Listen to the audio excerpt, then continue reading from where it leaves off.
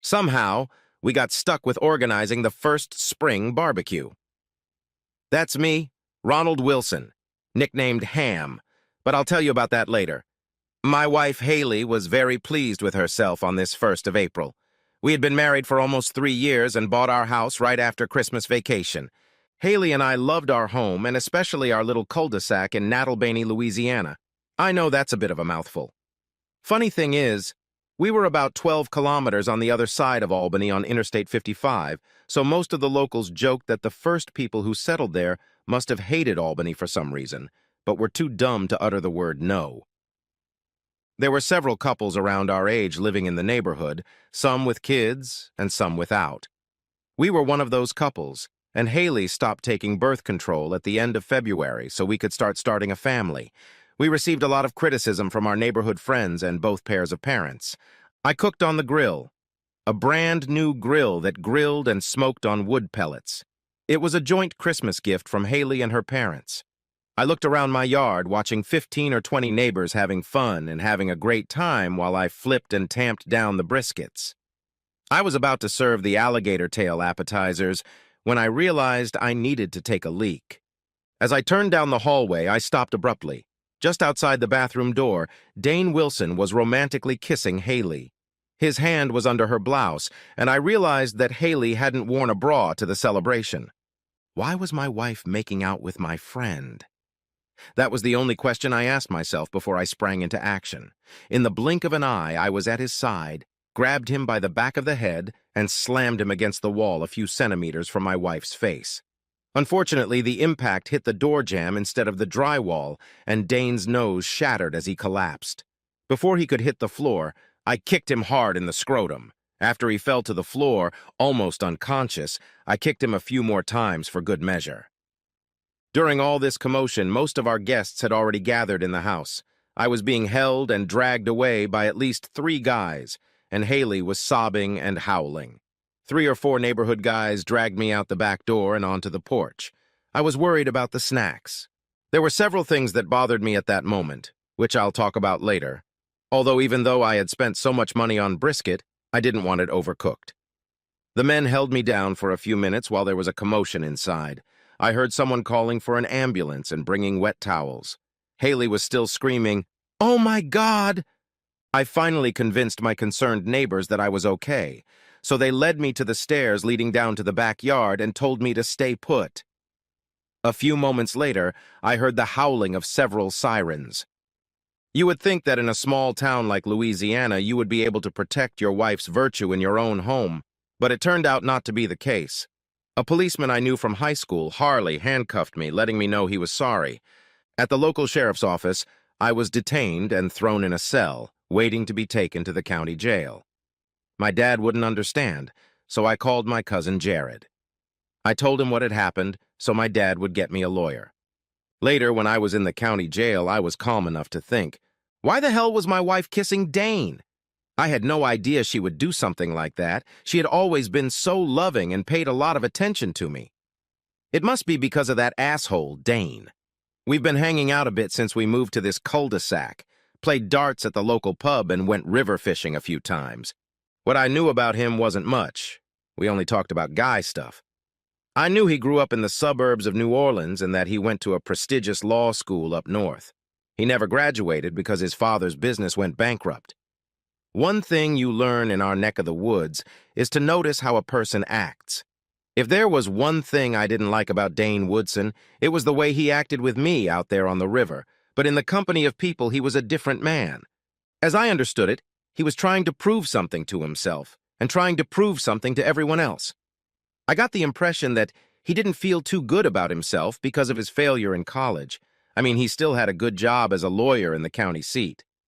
By comparison, I had 2 years of community college and was working as a graphic designer at a local print shop. That still didn't explain why my wife was making out with him in our hallway. I thought I was defending her honor, but looking back, I see that she didn't resist at all. It didn't make any sense, considering what their lips were doing and where his hand was. I guess I'd gone a little overboard. Yes, I had a temper. It had manifested itself before. Mom and Dad were always angry and worried about me at the same time. In high school, I played guard and midfield positions. That was during my freshman year. After 3 games of the season, I returned to the practice field after dark, hoping to find my watch. My grandmother had given it to me for my birthday, and I would be in deep shit if I lost it.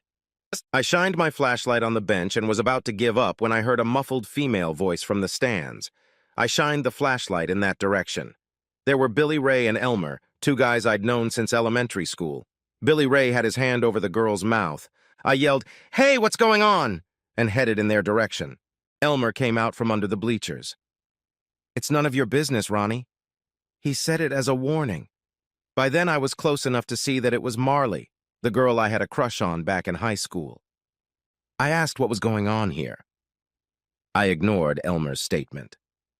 Elmer made a mistake, not taking a punch, but taking a swing. He made a terrible mistake and I hit him in the lower ribs, causing him to bend in half. As I continued walking toward Billy, he put Marley out in front of him, one hand still clamping over her mouth and the other hugging her around the neck. "Just walk away, Ronnie," he warned. His voice sounded less confident. By then I had a pretty good idea of what was going on. "Let her go, Billy Ray," I ordered, "or you'll get a beating." "I can't, Ronnie." He looked desperate. "I'm not going to go to jail on a rape charge. Come any closer and I'll kill her." I wasn't the smartest, but Billy was always a few brain cells behind. His sister was a year older than him and always joked, "This boy's cornbread isn't ready yet." "So," I said more calmly, "you're going to kill her, then me, and then hide all the evidence?" He thought about it. "Because the penalty for 2 murders is 50 to life, and for attempted rape probably about 3. And Billy, I can promise you won't kill me, even on your best day." I think Billy was about to let her go, but he saw Elmer attacking me from behind. Elmer was a big guy who grew up on a farm. He hit me hard, and I swear he broke my collarbone. And then something happened to me. In a fit of blind rage, even long afterward, I could only remember brief fragments of the fight that followed. Both Billy Ray and Elmer ended up in the hospital. Elmer had a bruised brain and was put to sleep for a few days. Billy had a broken wrist, 3 fingers, 2 ribs, and a shattered kneecap. His face resembled the local dirt track on race day. I ended up with a broken collarbone and spent the night in the hospital. Billy Ray and Elmer's parents filed assault charges, but it was Marley's dad who came to my rescue. He had a brother who worked as a district attorney, and Marley's dad talked them into dropping the charges. I didn't get to play soccer that year, but I suddenly became popular. My sophomore year, things were different. I worked hard to get into the starting lineup. I was hitting hard, at least that's what I was told. Local varsity teams started calling me the water bearer, like in an Adam Sandler movie. My teammates weren't having any of that, and I got the nickname Hammer, which later became simply Ham. Unlike that movie, I didn't get a scholarship. We never made the state team. Our team sucked except for me and the quarterback, and at the end of the season, we lost 6-5. Our town was too small for scouts to waste their time. I never minded because I had a lot of friends and was known as the elephant in the china shop. Marley stayed close by throughout graduation. She was headed to the University of Texas, so we said goodbye quietly, even though she kept in touch during my freshman year. She was also the one who convinced me to go to community college. I really liked that girl. My next run-in happened right after my last semester before my undergraduate degree. It was a stupid bar fight, and it still bothers me why I got into it instead of running out the door. I didn't have any friends at the bar, and while I knew a lot of the guys, I didn't get involved in the fight. I was drunk and went into a rage when I got hit in the head with a beer bottle. However, luck was again on my side as the judge sorted out the instigators and let about 15 of us go with a warning. The charges remained on our records, so I sat and waited for morning so I could run off and talk to my wife. But that didn't happen. Dad couldn't get me a lawyer that fast or didn't try hard enough, but I ended up hiring a public defender. Judge Tubbs had an angry look on his face as the prosecutor read the charges and talked about Dane's injuries. I guess I must have lost my mind a little. "Mr. Wilson," he addressed me, "I'm not inclined to allow bail in this case. It is presumed that you will attempt to escape." I went to my lawyer and told him I could barely afford gasoline, let alone a plane ticket. I was detained and taken back to the county jail. 3 hours later, I was taken to a room where my attorney and Haley were sitting. He talked about what was going to happen next and explained that my dad had finally hired a lawyer for me that I would meet with the next morning. He explained again what I was being charged with and told me not to say a word to anyone, not even my cellmate.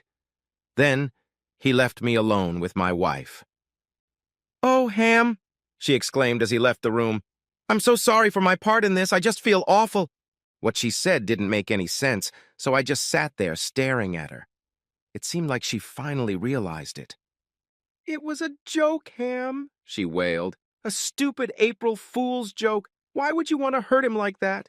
"It's funny when you love and trust someone so much, or maybe it's just funny when I do it."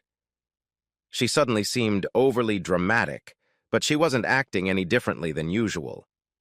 I couldn't decide if it was because I was so angry with her or something else, but I seemed to see right through her. "A joke?" I asked incredulously. "Why would it be?" "Why?" "I'm really, really sorry, Ham." At least her voice sounded guilty. "He said it would be funny, and our joke would be a hit with the neighbors. He told me that everyone knew you were a big, tough guy in high school. I was so proud of our house, of you at the barbecue, that I must have foolishly agreed. After what happened, I realized it was a stupid thing to do." "The stupid thing to do," I replied, "would have been to do what you described, except that I saw you two kissing. It wasn't the first time. He put his hand on your bare chest. This April Fool's prank is not going to work, Haley." She studied my face for a few moments, trying to find anything to back up what I was saying. She didn't see anything to reassure her. "Why did you have to pretend to be a real soldier?" She changed direction. "You're in big trouble, Ham. He's gonna need a nose job. He's got broken ribs from you knocking him to the floor. I heard from his brother that he lost both testicles and may have chronic Peyronie's disease. Two can play at that game." "You were at the hospital to visit your lover, weren't you?" I grinned. Haley was clearly annoyed that I wasn't as retarded as she thought I was. "We have a serious problem." Her voice got louder. "I decided to see if I could help you by reminding him that we both started this whole thing with that stupid prank. He doesn't care. He wants blood. He said you're going to jail and he'll be waiting for you when you get out." "Great," I sighed. "Now I have to worry about some crazy eunuch coming after me. Make sure he knows that my list of friends far exceeds his. Whatever happens to me will happen to him 3 times over." "Cut the macho crap, Ham," she told me. "We made a very big mistake, but you're facing jail time. I can't live like this. I've never seen you like this. I don't think I've ever seen anyone behave like this. Now I'm afraid of you." "You seem to be missing the obvious, Haley." I brought my face closer to hers. "Who says I want to live with you? I'll let you stay in the house until I get this sorted out, but then you should make a plan for where you're going to live." "It's my house, too." She was getting more and more defiant. "Our names are on the deed. You're my husband, and that's why you better get your head out of your ass or things are going to get messy for you." "Get out," I growled quietly. At first, she didn't move, then I reached out to her and she jumped. Of course, my wrist was handcuffed to the chair. Haley stood up, looking at me with a... I can't say I'd ever seen that look before. Was it desperation or pity? At the door, she knocked softly, then turned around over her shoulder. "I'll be back in a few days, Ham. When you've calmed down enough." My soon-to-be ex-wife suffered from hallucinations. At the time, I was sure he was hitting on her. She took it as an adventure. Now she was trying to kick my ass. 1 minute begging, the next minute threatening and demanding. There was no way I'd put up with that, even if they put me in jail. I may have made a mistake marrying her, but I'll be damned if she and the eunuch decided to part ways. A few hours later, I was sitting in the same chair meeting with Jonathan Turnus, the lawyer my cousin had hired. He was a big, tall guy with lush hair and imposing good looks. I liked his no-nonsense approach. "Mr. Woodson has serious injuries," he informed me. "If you're found guilty, you're looking at 3 to 5 years in prison. If we can prove that you were protecting your wife and home, well, that's the best that can be. That will depend on the judge we choose." I think the best strategy is to put you in full defense mode. You saw the man who attacked your wife. That means you didn't observe what was happening and just reacted. I was forced to agree with him. We talked about building a case around that defense and what I could expect in court if I didn't decide to plead guilty. There was no bail. I spent some time explaining that I wanted Mr. Turnus to transfer to my cousin. My plan was to transfer the house payments to a separate bank account, but not to pay the mortgage. Haley wouldn't be able to afford it unless she asked her parents for help. I hoped to be out before the bank decided to foreclose, but I wasn't going to continue paying for my wife to live there with no money. The move would probably also encourage her to move elsewhere, perhaps to her parents or a eunuch. It was different with the job. Jared talked to one of my best friends at work, Darren McDonald. The print shop was small and privately owned. Not having an employee is not good for business.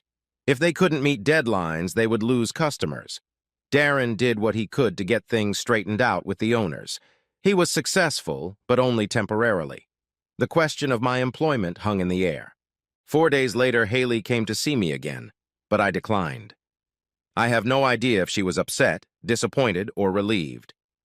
2 days later, Mr. Turnus told me the details of the plea bargain, and I turned it down. We were going to trial. The whole thing took almost 45 days. Haley was joined by my cousin Jared and my parents. At first, they sat together, probably out of solidarity. After the first week, however, I only saw Haley occasionally. When my parents visited the prison, they told me that she was angry because I refused to see her. While the prosecution was making its case, Mr. Turnus spoke to me during the morning recess. "I need you to talk to your wife," he began. "Juries pay attention to a lot of things during a trial, Ronald, and when they see that your own wife is not supporting you, they begin to question. We need to speak with one voice. I know you're upset about what she did, but remember, our strategy is to make Mr. Woodson the aggressor and both of you the victims." I understood what he was saying, and I was thinking the same thing myself. Hell, if she could put on a show like that, so could I. Haley sounded worried to me, but maybe she was just exhausted. I couldn't say more, which was another sad discovery. "Hi, Ham," she said solemnly.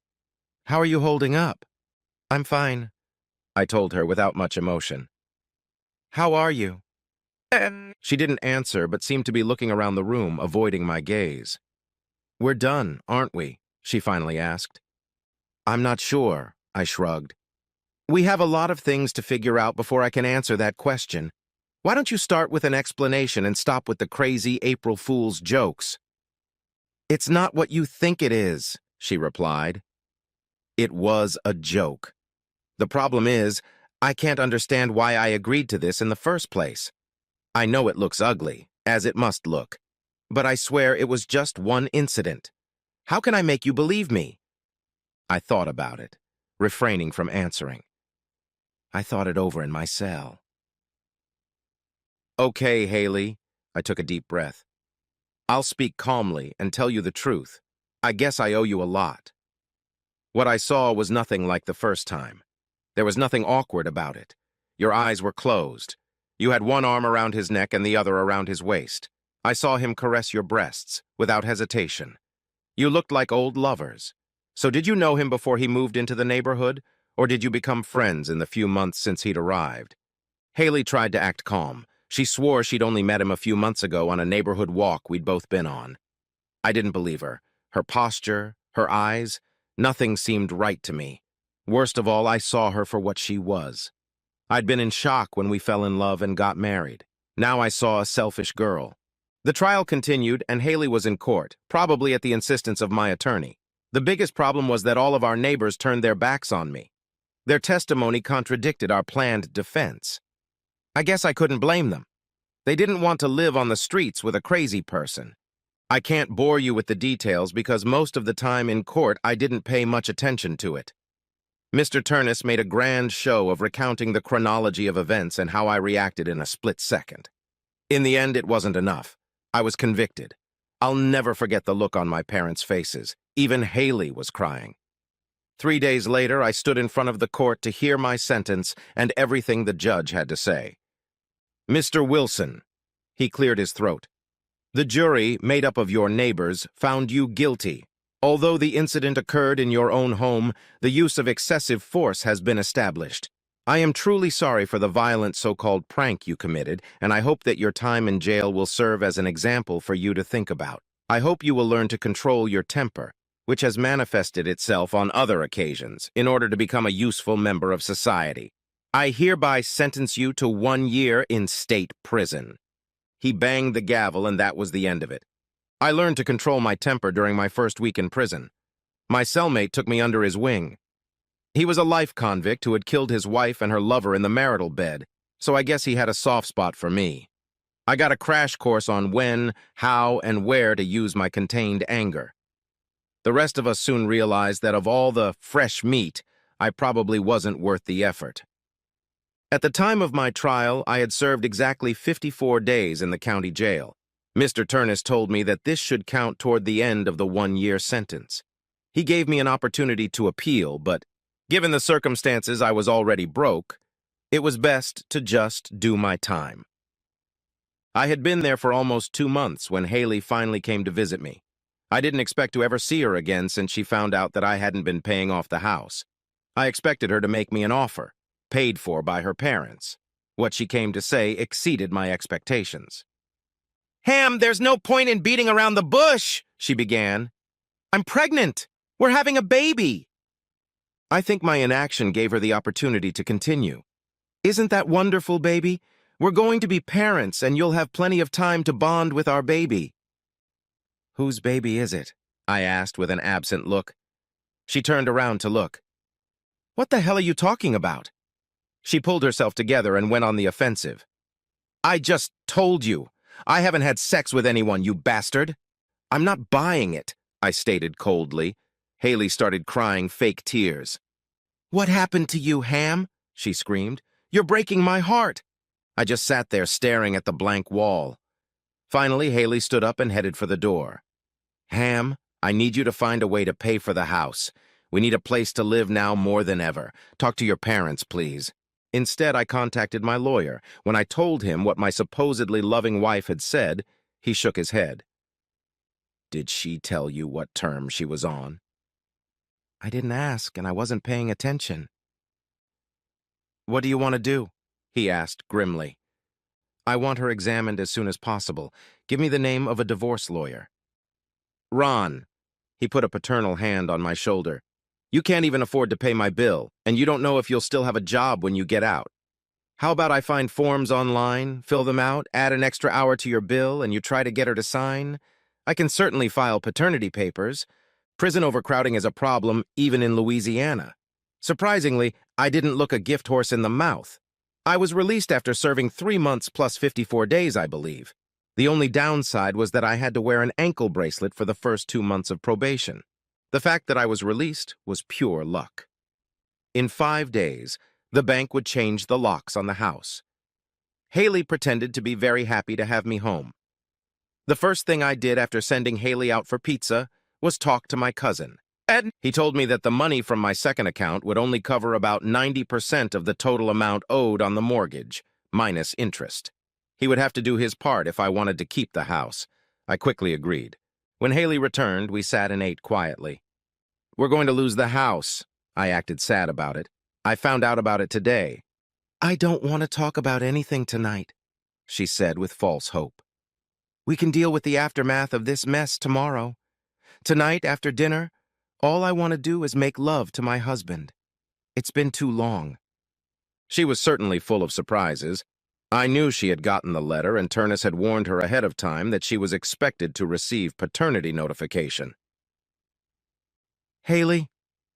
I looked at her like I didn't even know her. "I know you got the notice. We're not having sex until I see the results that confirm it's my baby." Haley stammered and whimpered. She screamed that I was being cruel. She threw a tantrum, and it didn't go away. I started to realize what acting was, and it made me sick. Then I thought about my cellmate and his lectures. A chair flew out from behind my back as I jumped up in anger. "Leave me alone!" I clenched my fists. "When I see the results, we can talk about our future, but not before." Haley turned pale and headed for our bedroom without even taking her eyes off me. Later, I went to open the bedroom door and she yelled, "Sleep on the couch!" The next day, after Haley left for work, or whatever she was doing at the time, I called the bank following my cousin who was making a payment. I wanted to know the amount of the payment. Then I found the realtor, Mrs. Alice Burns, who came to see me in the afternoon. Whatever monster Haley had become, she still kept the house in perfect order. We'd make a little more than the house was worth, $30,000, maybe a little less. But I could pay Mr. Turnus, so that was fine with me. I asked the realtor to install the sign as soon as possible. Then I offered an additional percentage if she could sell it in 30 days. I already had a pretty good idea of how the paternity test would go. She smiled and told me thanks, but no thanks. She was good enough to sell it. Haley got home from work late. I had a hunch that the eunuch hadn't fully recovered yet, and I wondered. Haley came in and handed me the envelope with the forensic results. If she even noticed the for sale sign, she probably thought the bank had put it up. "I hope you're happy," she grumbled. "I'm so mad at you, Ham. My eyes are swimming. I have no idea how you're going to make it up to me, but it's going to take a lot of time and a lot of sucking up." I thoughtfully tried to figure out what I even saw in her. "Thank you." That was my one-word answer. Later, as I sat watching a soccer game, I discovered the results. I couldn't believe my eyes. Was it possible that she just took the results and didn't ask the doctor any questions? Or was she hoping I wouldn't read the report? The results showed that there was a 203% chance that I was the father. A while later, she waltzed into the living room and sat on the other end of the couch. "Can we stop all this and talk a little about our future?" she asked very sweetly. "About what future?" I answered calmly. She looked at me in a weird way. For a second, I thought she had just misunderstood me. "Now that you know the baby is yours," she said, as if she didn't understand my question, "we need to clear the air and get on with our lives." "These papers say I'm not the father," I said, as if nothing had happened. "What are you up to? Another prank?" She immediately went on the defensive. "Ham, what the hell?" She spoke up. "It says here you're the father. 98%. I handed her the document. "I can't believe you're that stupid, Haley." I went out to the backyard. Haley never came out, and as usual, the bedroom door was locked when I later checked. The next day, Haley didn't come home after work. I thought something was wrong in the house, and upon further inspection, it appeared that most of her belongings were missing.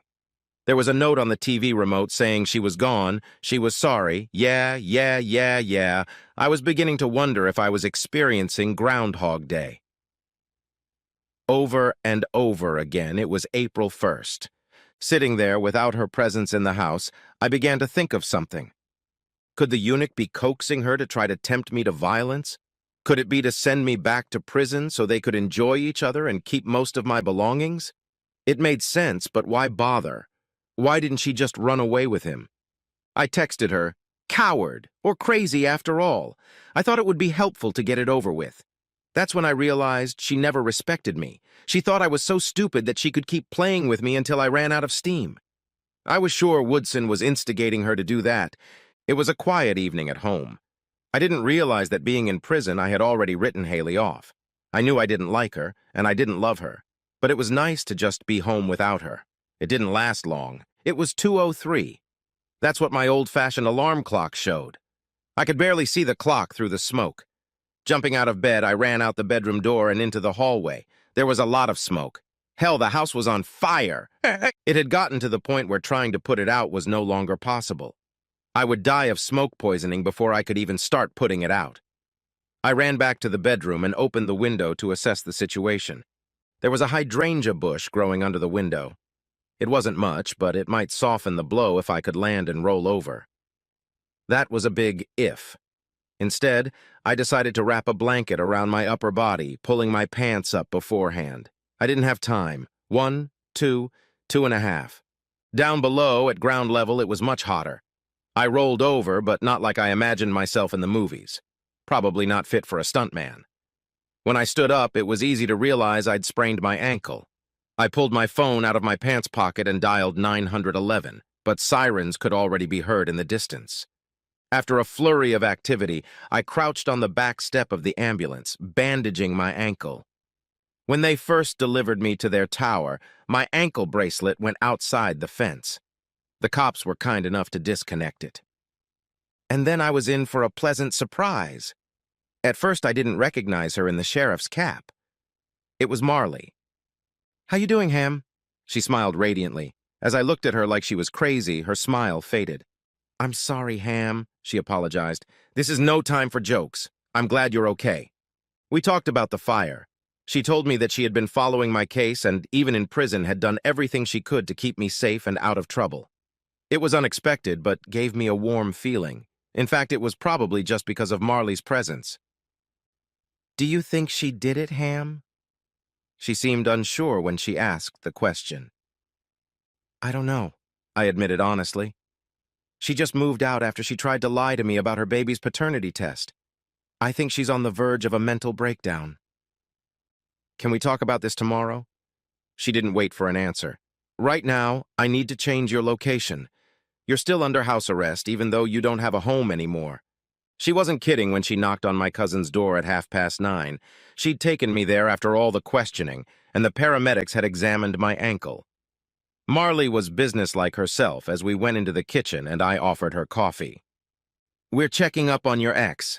I mean your wife and possibly this Dane Woodson guy for burning down your house. I want details on what's happened since you got out of prison." "So it was said on purpose?" I asked for clarification. "It's still under investigation, so I can't say much, but yes, there were suspicious chemical gas pedals. I had a copy of the paternity test my lawyer demanded, and it turns out she was pregnant by someone else. I can't say with certainty that it was Woodson, but the likelihood is very high, unless she got mixed up with different guys while I was in jail. He also threatened to retaliate against me for the beating I gave him that landed me in jail." "We all know about it," she admitted. The stupid bastard had said it in his affidavit that first day in the hospital. Jared was still in bed, but Marley leaned toward me like she was sharing a secret. "Hammer, if it was him, well, I was wondering if I could help you in your situation." "Like what?" I asked in surprise. "Would he have been put in jail? For this?" "Look, you've been like this. You helped me out of a very difficult situation." She paused. "I'll never forget what you did for me. I feel like I owe you. That feeling is compounded by the fact that part of your record was tied to what you did to keep me from being raped. I was just looking at her. Partly I was mesmerized by her beauty and her smile. She was as gorgeous as ever. Arson is one of the hardest crimes to prove," she started in a different direction. "Not because we don't have good forensic scientists, but because good lawyers know their way around them. If your wife might have been involved," she continued, "we want to try to fix it. Do you think you could help with that?" Marley installed a video surveillance system in Jared's living room.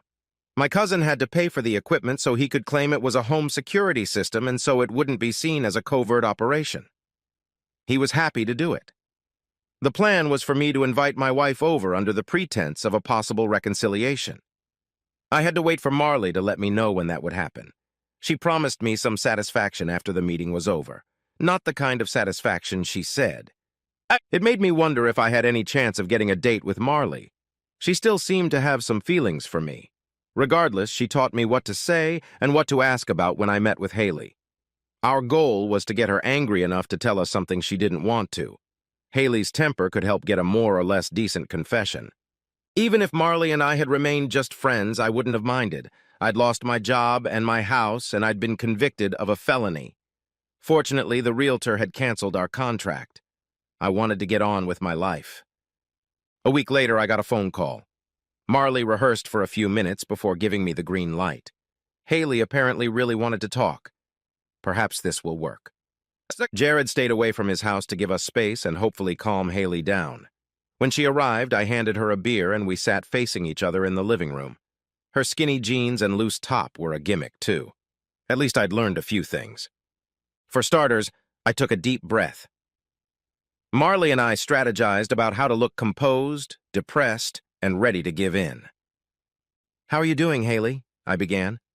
"Not so good, Ham," she replied. "I miss you. I'm sorry about the house. I know the bank was selling it anyway, but we had so many good memories with it." "I hope I get some good news, Ham. Maybe it will help me start to remember something new." She must be delusional, or she really thought I was so dumb. Even the mere sight of her made me sick. "We'll see," I said in an unhappy tone. "I think we need to be honest first. If I can't find a way to trust, there's no point." She nodded hesitantly. "I need to know," I asked slowly. "How did you and him get started?" Her gaze grew tense, and she held back a smile, glad I'd asked about her boyfriend and not the fire. That's when I realized we had her. "Okay, Ham," she said. "You're calm, aren't you? You're not going to lose your temper." I told her I was calm. "He started flirting with me at a neighborhood party last month."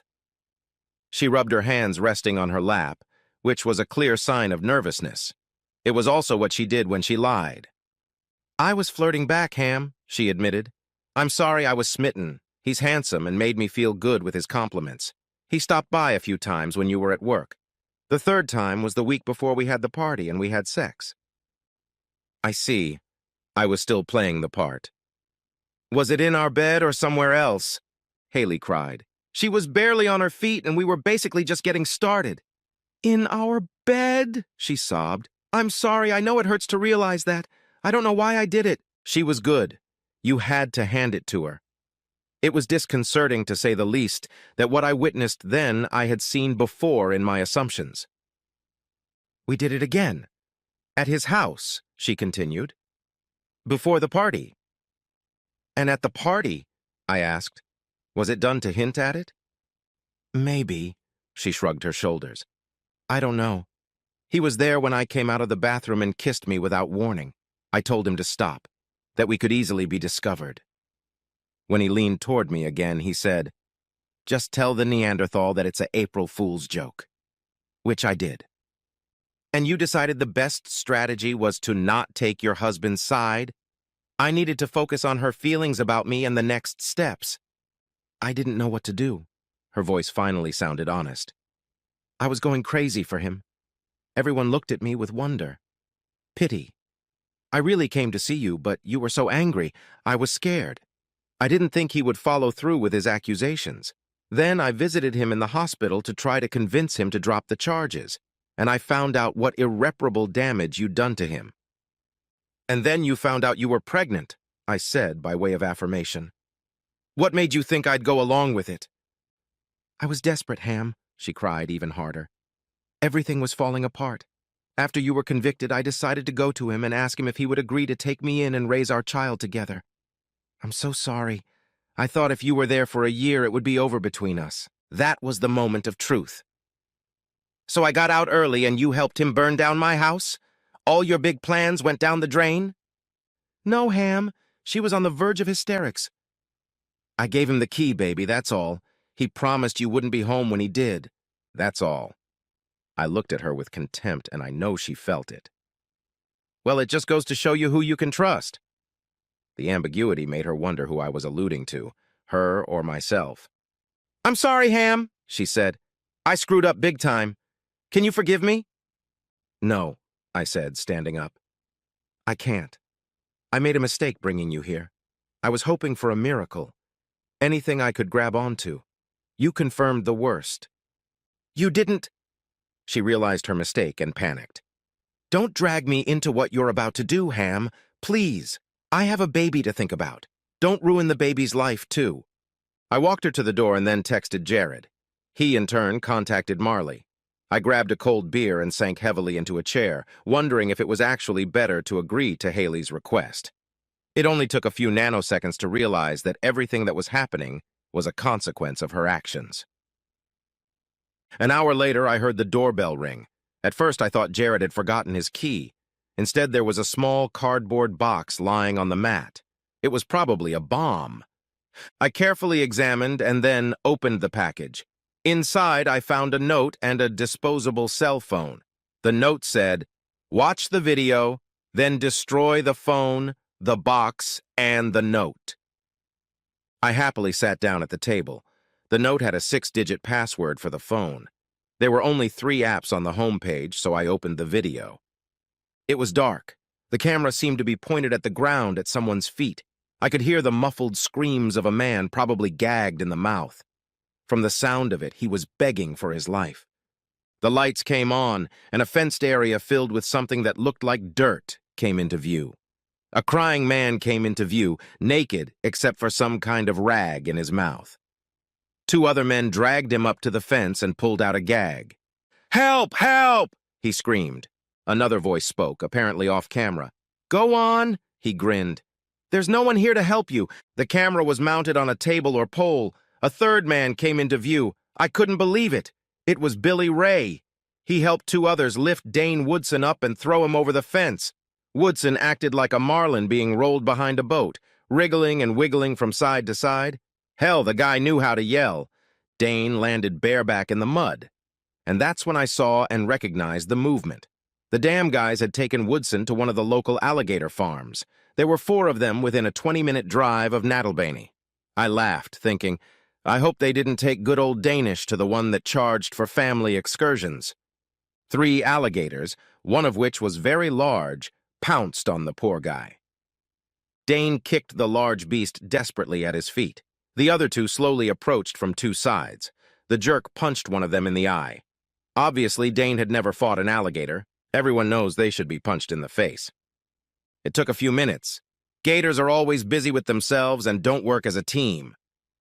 Billy Ray walked over and picked up the camera, bringing it closer to the action. "Hey, Hammer," he said cheerfully. "This is for changing my life in high school.